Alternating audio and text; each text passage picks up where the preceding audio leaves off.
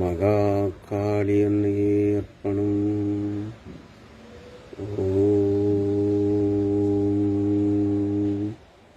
மகா காளி அன்னையே அர்ப்பணம்.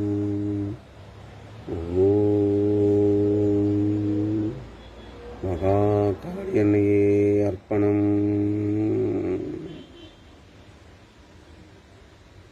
ஆன்மீக அன்பர்களுக்கு என்னுடைய முதற்கண் வணக்கத்தை தெரிவித்துக் கொள்கிறேன். மனித இனத்திற்கு என்னுடைய முதற்கண் வணக்கத்தை தெரிவித்துக் கொள்கிறேன். என்னுடைய முதல் துவக்க உரை ஆன்மீகம், இறைவனி, ஆன்மீக வாக்குகள், அதை பற்றி நான் இந்த மனிதன் தினமும் பேச இருக்கிறேன். அதை அன்பர்களுக்கு, ஆன்மீக அன்பர்களுக்கு தெரிவிக்க இருக்கிறேன். எனக்கு தெரிஞ்சதை, நான் கற்றுக்கிட்டதை, இறைவன் உணர்த்தினதை, இறைவனுடைய கருவிகளாக வந்தவர்கள் இந்த புவியில், இந்த ஆன்மீக புவியில் இறைவனுடைய கருவிகளாக வந்தவங்க, அவங்க உணர்த்தின வாக்குகளை எடுத்து தான் நான் உங்ககிட்ட பேச போகிறேன். எனக்கு தெரிஞ்சதை சொல்ல போகிறேன். தெரியலைன்னா உங்ககிட்ட இருந்து நான் கற்றுக்க போகிறேன். அதான் உண்மை. யார் யாருடைய வாக்குகளை எடுத்து நான் பேச போகிறேன் அப்படின்னு பார்த்தீங்கன்னா,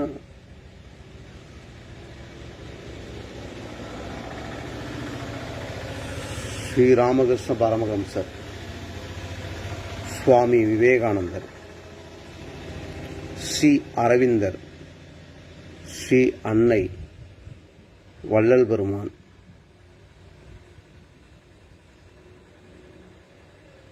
ஸ்ரீ கிருஷ்ண பரமாத்மா, ஸ்ரீராமர், அவர்கள் வாழ்ந்து காட்டி அவர்கள் நமக்கு கொடுத்த அனுபவத்தையும் பாடத்தையும், ஆன்மீகம்னா என்ன, எங்கிருந்து துவங்குது, நிறைய அரவிந்தர் அன்னையும் அவ்வளோ கொட்டி கொடுத்துருக்குறாங்க. சுவாமி விவேகானந்தரும் அரவிந்தரும் அன்னையும் அவர்கள் இந்த பூமிக்கு அவ்வளோ கொட்டி கொடுத்துருக்குறாங்க. நாம் அதில் ஒன்றில் வாழ முடியுமா அப்படின்னா, முயற்சிக்க முடியுமா அப்படின்னா, அனுபவிக்க முடியுமா அப்படின்னா, அதை வாழ்ந்து பார்க்கும்போது தான் உணர முடியும். அது வரைக்கும் யாராலையும் உணர முடியாது. ஒவ்வொன்றிலும் நாம் பிறப்பு முதல் மரணம் வரை நாம் கற்றுக்கிட்டே தான் இருக்கிறோம். ஒவ்வொன்றையும் அனுபவம் எடுத்து மீண்டும் மீண்டும் கற்றுக்கிட்டே தான் இருக்கிறோம். இந்த பிறவியில் எத்தனை பிறவி எடுத்தாலும் அனுபவம் எடுக்கிறதுக்காக தான் நம்ம பிறக்கிறோம். அந்த அனுபவத்திலிருந்து கற்றுக்கிட்டு திருப்பி வேறு ஒரு இடத்துக்கு பயணிக்கிறோம். நம்ம ஒவ்வொரு மனிதனும் அப்படித்தான் பயணிக்கிறோம். அதில் இறைவனுடைய கருவியாக வந்த ஒவ்வொருத்தருடைய வாக்குகளையும் ஏற்று பெற்று அதிலிருந்து உள்ளார்ந்த அனுபவத்தை பெற்று அதில் வாழ முடியுமா அப்படின்னு முயற்சிக்கிற மனிதனுக்கு தான் ஆன்மீகம் கைகூடும், செயல் கைகூடும், யோகம் கைகூடும். அதுவரையில் கைகூடாது. யாராக இருந்தாலும் சரி, எந்த மனிதனாக இருந்தாலும் சரி, உண்மை என்ற ஒன்று இல்லை என்றால் எதுவும் கைகூடாது. மனிதனுக்கு மெய்மை தான் மனிதனுக்கு வாழ்வியலில் ரொம்ப முக்கியம்.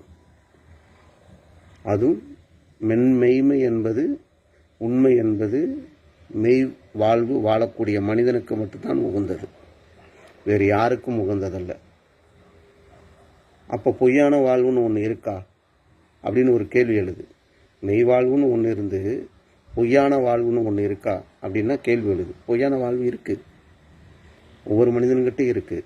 நல்லது கெட்டது அனைவர்கிட்டையுமே இருக்குது. மனிதன் என்றாலே அரைகுறை தான், யாரும் முழுமை பெறதில்லை. இறைவன் மட்டும்தான் பூரணமானவன், மற்ற அனைவருமே அரைகுறை தான். இறைவனுக்கு முன்னாடி மனிதர்கள் முழுவதும் அரைகுறையானவன் தான். அதெல்லாம் நம்ம கற்றுக்கிட்ட பாடம். இன்னைக்கு இதான துவக்க உரை.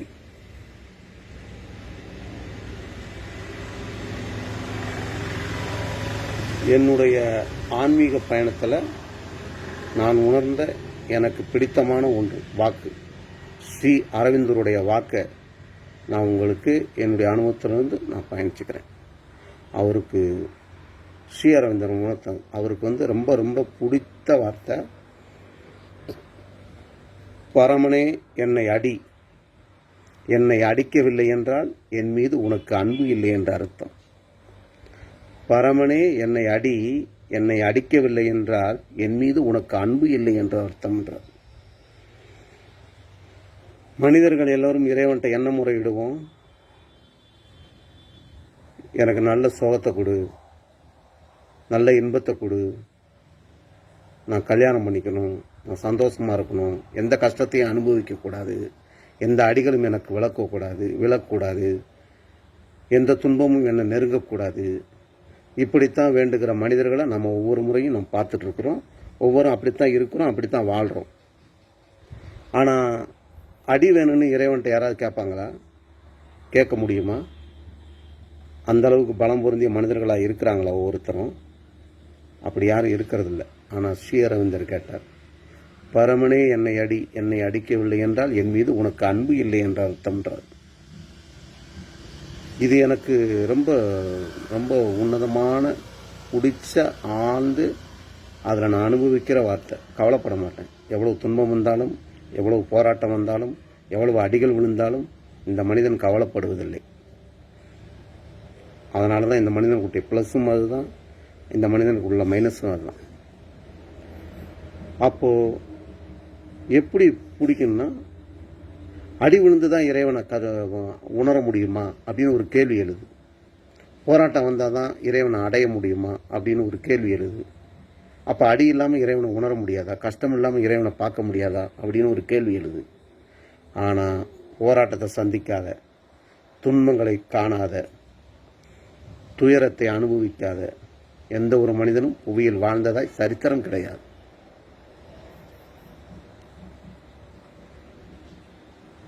அப்படி விழுங்கும்போது எனக்கு 2023 எனக்கு உணர்த்தப்பட்டுச்சு. அவரை படித்ததுக்கு முன்னாடி எனக்குடைய அகத்தில், அந்த ஆழத்தில், அந்த ஆன்மாவில் எனக்குள்ளே பதிஞ்சிருச்சு. என்னுடைய இதயத்தில் பதிஞ்ச வார்த்தை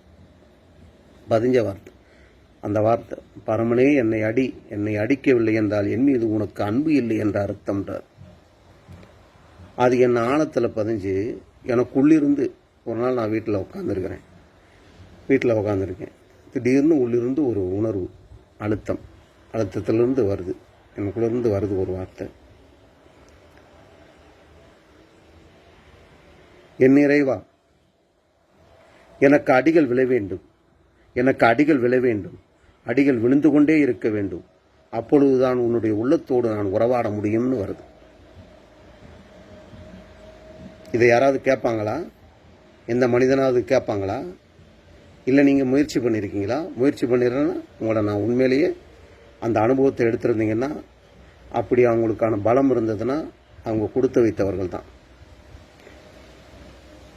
உண்மையிலேயே அவங்க கொடுத்து வைத்தவர்கள் தான். ஏன் அப்படின்னா, எனக்கு அடிகள் விழ வேண்டும், எனக்கு அடிகள் விழுந்து கொண்டே இருக்க வேண்டும், அப்பொழுதுதான் உன்னுடைய உள்ளத்தோடு நான் உறவாட முடியும் அப்படின்னு எத்தனை பேர் கேட்க முடியும்? எத்தனை பேர் கேட்டால் அதனோட பயணிக்க முடியும்? துன்பத்தை அனுபவிக்க தயாராக இருக்காங்களா மனிதர்கள்? அப்படி யாரும் இருந்ததில்லை.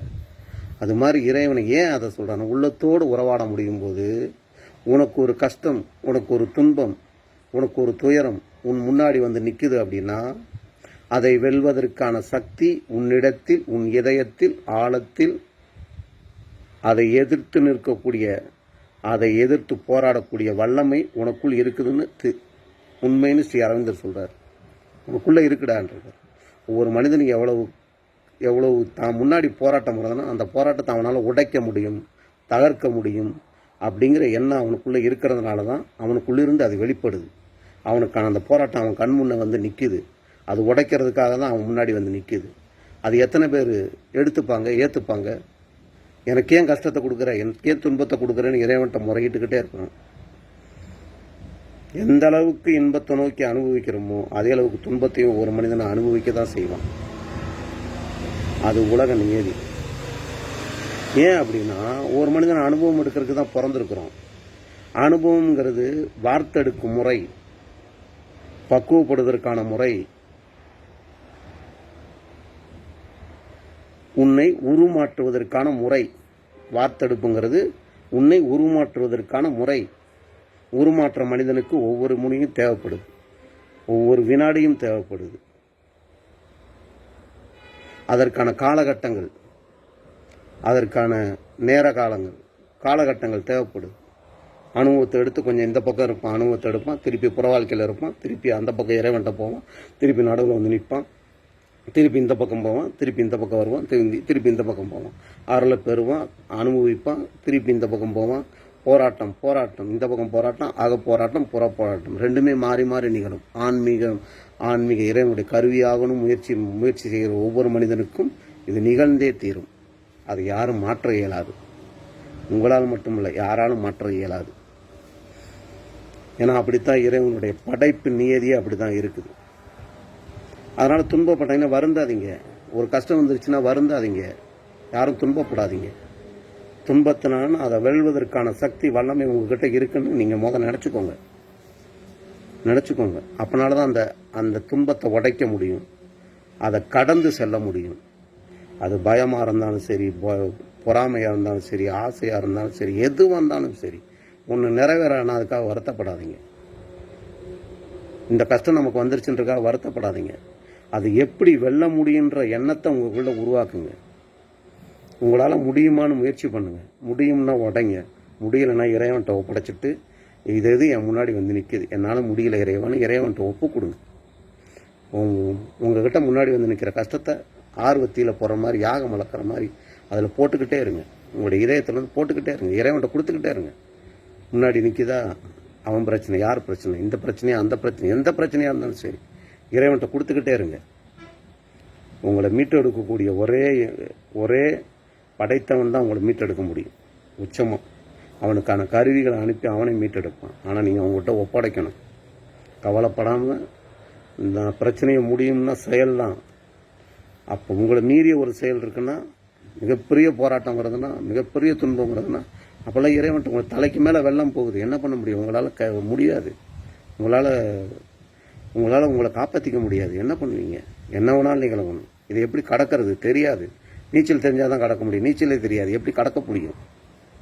அப்போ அந்த இடத்துக்கு நம்மளால் எப்படி பயணிக்க முடியும்? அப்போ அதை நோக்கி நம்ம பயணிக்கணும்ல. அப்போ இறைவன் தான் கதி. போராட்டம் வருதுன்னா வருத்தப்படாதீங்க, துன்பம் வருதுன்னா வருத்தப்படாதீங்க, எதற்கும் கவலைப்படாதீங்க. கவலைப்படாத மனம் வேண்டும், கவலைப்படாத வல்லமை வேண்டும், கவலைப்படாத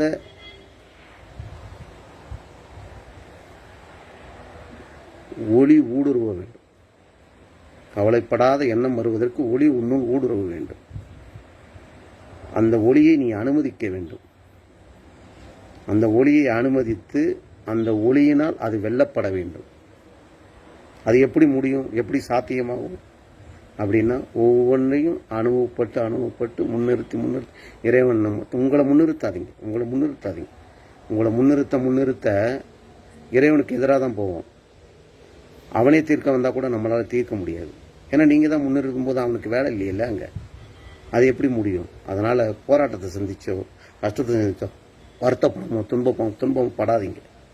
அதனால் இந்த வாக்கை ஒவ்வொரு மனிதர்களும், ஏங்கக்கூடிய மனிதர்கள்லாம், ஆழ்ந்து ஆன்மீக பணியில் இருக்கக்கூடிய மனிதர்கள், இறையொருள் பெற்ற மனிதர்கள் அனைவரும் போராடி கொண்டு தான் இருக்கிறார்கள். ஸ்ரீ அரவிந்தர் சொல்றார், அன்னை சொல்றாங்க, இறையொருள் பெற்ற மனிதர்கள் அனைவரும் போராடி கொண்டு தான். அதுக்காக இறையொருள் அல்லாத மனிதர்கள் போராட மாட்டார்களா அப்படின்லாம் கேள்வி வரும். இறைவன் அருளால் படைக்கப்பட்டவர்கள் அத்தனை பேருக்கும் அருள் இருக்கு, கருணையும் இருக்கு, எல்லோருமே இருக்குது. அது இறைவனுடைய கருவியாகணும். இறைவனே கதின்னு வரவங்களுக்கான போராட்டத்தை சந்திக்கக்கூடிய மனிதர்களுக்கு நான் சொல்கிறேன், அவனோட உறவாடணும்னா, துன்பம் வருதுன்னா அவங்ககிட்ட ஓடணும்னா, அவனுடைய அன்பை புரிஞ்சுக்கணும்னா, அதே மாதிரி ஒவ்வொரு மனிதனும் நினச்சிக்கிறாங்க. இப்போ நான் சொந்த வார்த்தைக்கு அதுக்கு தான் இருக்குது. என்னை வச்சு நான் சொல்கிறேன், எல்லோரும் சிவன் கோயிலுக்கு போவோம். ஆன்மீக பணியில் இருக்கிறவங்க சிவன் கோயிலுக்கு போவோம். நவகிரகர்கள் மொத்த பேரும் இருப்பாங்க. அதில் சனீஸ்வர பகவான் இருப்பார். அவர்கிட்ட போய் ஒவ்வொரு மனிதனும் எப்படி வேண்டுவாங்கன்னு தெரியாது. ஒவ்வொரு முறையும் 7.5 வருஷம் வந்து போவார்னு சொல்கிறாங்க. அவருடைய வேலை அது. ஆனால் அவர்கிட்ட நான் போய் வேண்டுவது என்னன்னா, இந்த மனிதன் போய் வேண்டுவேன். என்னுடைய பெயர் முத்துமணி. இவன் வேண்டுவான். எப்படி வேண்டுவான்னா, என்னுடைய பிறப்பு முதல் மரணம் வரை, என்னுடைய பிறந்தது முதல் மரணம் வரை நீ என் கூடையே இருக்கணும். என்னை விட்டு நீ ஒரு துளி கூட விலகக்கூடாதுன்னு வேண்டுவேன். ஏன் அப்படின்னா, அவரை மாதிரி அனுபவத்தை, அவரை மாதிரி அனுபவ ஆசான் அவரை மாதிரி இருக்கவே முடியாது.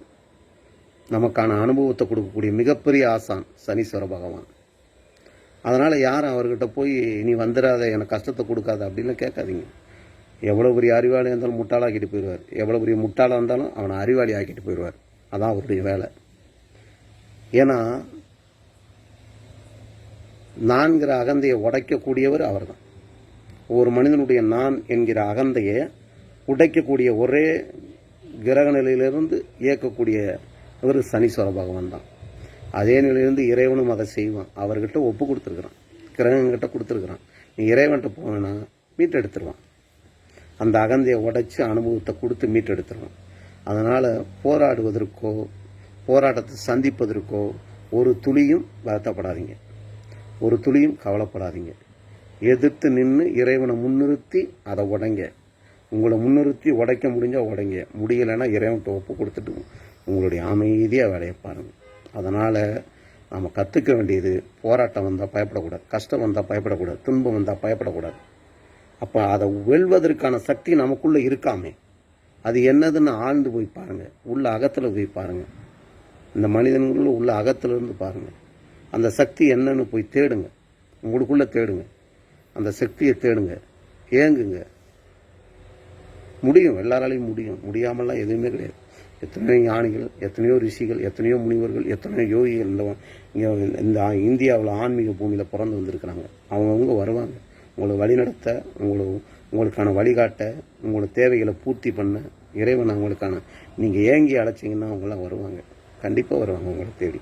ஒரு பிரச்சனைக்கு தீர்வு வேணாலும் அதற்கான கருவியான இறைவன் உங்களை அனுப்பிச்சி வைப்போம் ஒவ்வொருத்தருக்கும். அதனால் யாரும் வருத்தப்படாதீங்க, கவலைப்படாதீங்க. அனைத்தையும் இறைவன்கிட்ட ஒப்படைச்சிக்கிட்டு சுதந்திரமாக அன்னை மடியில் இருக்கிற குழந்தை மாதிரி ஒவ்வொருத்தரும் துன்பம் இல்லாமல் கஷ்டம் இல்லாமல் எல்லாத்தையும் இறைவன்கிட்ட ஒப்படைங்க. யாரும் பெரியவனாக நினைக்காதீங்க. ஆன்மீக பணியில், ஆன்மீக பயணத்தில் இறைவனுடைய கருவியாகணும் முயற்சியில் ஒவ்வொரு மனிதனும் யாரும் பெரியவனாகணும்னு நினைக்காதீங்க. இறைவனுடைய குழந்தையாகணும்னு நினைங்க. நீங்கள் வளர வளர வளர குழந்தையாகணுமே தவிர நீங்கள் வளர வளர பெரியவனாகணும்னா துன்பம், கஷ்டம், துயரம் இதெல்லாம் உங்கள் முன்னாடி வந்து நிற்கும். ஏன்னா நீங்கள் பெரியவனாக நினைக்கும் போது அகந்தை நின்றுடும். நான் தன்னை முன்னிறுத்துவீங்க. அதை நின்று தான் வேலை செய்வோம். அந்த அகந்தை இருந்து தான் வேலை செய்ய முடியும். ஆனால் அகந்தை ஒரு நிலையில் உதவும். அந்த நிலையில் போகும்போது ஒரு நிலைமைக்கு மேலே அகந்தை உதவுமே தவிர அந்த முயற்சி உதவியது, முயற்சியை தடை. அகந்தை உதவியது, அகந்தையை தடை. செயல் உதவியது. எல்லாத்துலேயும் உச்சத்தில் போகும்போது அந்த இடத்துல தடையாயிடும் இறைவன் போகும்போது. ஆனால் அகந்தை இல்லை, நான் இல்லாமல் வேலை செய்ய முடியாது. ஒவ்வொரு மனிதன் நான் இல்லாமல் வேலை செய்ய முடியாது. அந்த நானில் அனுபவத்தை எடுத்து எல்லாம் இறைவன் போயிடணும். அப்போ தான் நம்ம ஒவ்வொருத்தருந்து கற்றுக்க முடியும். அதனால் இன்னைக்கான பாடம், நான் கற்றுக்கின பாடம், என்னுடைய அனுபவத்திலிருந்து எடுத்த பாடம், ஸ்ரீ அரவிந்தருடைய பரமனே என்னை அடிக்கவில்லை என்றால் என் மீது உனக்கு அன்பு இல்லை என்ற அர்த்தம். அதேவேறு எனக்கு உணர்த்தப்பட்டது. எனக்கு அடிகள் விளை என் நிறைவா, எனக்கு அடிகள் விளை வேண்டும், எனக்கு அடிகள் விளை வேண்டும், எனக்கு அடிகள் விழுந்து கொண்டே இருக்க வேண்டும். அப்பொழுதுதான் உன்னுடைய உள்ளத்தோடு நான் உறவாட முடியும் அப்படிங்கிற மிகப்பெரிய வாக்கு, ஸ்ரீ அரவிந்தருடைய வாக்கை நான் உணர்ந்ததுனால என்னுடைய துவக்க உரையில் இன்னைக்கு இந்த கல்பூண்டி காளியம்மன் கோயிலிருந்து போடுறேன். எனக்கு இன்றைக்கி நான் ஒரு வாரம் ஆகுது, என்னை அனுப்பிச்சி விட்டாருங்க. அதனால் நான் இங்கே உட்காந்துருக்கிறேன். இன்றைக்கி தியானத்தில் வரும்போது எனக்கு உணர்த்தினார், இன்னையிலேருந்து போட சொன்னார். அதனால் நான் போட்டிருக்கேன். எனக்கு தெரிஞ்சது, என்னுடைய அனுபவத்திலிருந்து எடுத்தது, கற்றுக்கிட்டது, எனக்கு வழிகாட்டிகள் சொல்லி கொடுத்தது, என்னுடைய அனுபவத்திலிருந்து நான் கொடுத்துருக்கிறேன். உங்களுக்கு ஏதாவது கேள்விகள் இருந்தால் கேளுங்க. நான் அதற்கான பதிலை பெற்று இறைவன்றிருந்து பெற்று அரவிந்தர் அண்ணையான உணர்த்துவாங்க. குருநாதர் இருக்கார், எங்களுக்கு வழிகாட்டி இருக்காங்க, எங்களுடைய ஆரோக்கிய குடும்பத்துக்கு எத்தனை பேர் இருக்கிறாங்க. அதனால் வழிகாட்டுறதற்கு மொத்த பேர் இருக்கிறாங்க. நான் கற்றுக்கிட்டு அதில் அனுபவத்தை எடுத்து அதில் ஆழ்ந்து போய் அதில் பயணித்து அதுக்கப்புறம் நான் உங்ககிட்ட சொல்லுவேன். உணர்ந்து தான் சொல்லணும். உணராமல் உணர்ச்சி வசப்பட்டு எதையும் பேசி பிரயோஜனம் இல்லை. உங்களுக்கும் பயனில்லை, எனக்கும் பயனில்லை. அப்போ ஒவ்வொன்றையும் வாக்குகளை படித்து ஆழ்ந்து அதை வழிகாட்டும் நூல்களை நம்ம ஒவ்வொன்றையும் படித்து அதிலிருந்து அனுபவத்தை எடுத்து அதிலிருந்து பயணித்து அதிலிருந்து அனுபவத்தை எடுத்து உள்ளே ஆழ்ந்து பயணிக்கிறது தான் நம்முடைய வேலை. அதனால் எனக்கு அடிகள் விழ வேண்டும், எனக்கு அடிகள் விழ வேண்டும், எனக்கு அடிகள் விழுந்து கொண்டே இருக்க வேண்டும். அப்பொழுது தான் என்னுடைய உள்ளத்தோடு நான் உறவாட முடியும்னு இறைவன்கிட்ட நன்றி கெஞ்சி கேட்டு அவங்களுடைய அன்புனால் நான் இந்த துவக்க உரையை துவக்கண வாக்குகளில் இன்றைக்கி நான் போட்டிருக்கேன். மிக்க நன்றி. அனைவருக்கும் நன்றி. மனித இனத்திற்கு நன்றி. நாளை மீண்டும் சந்திப்போம். முத்துமணி.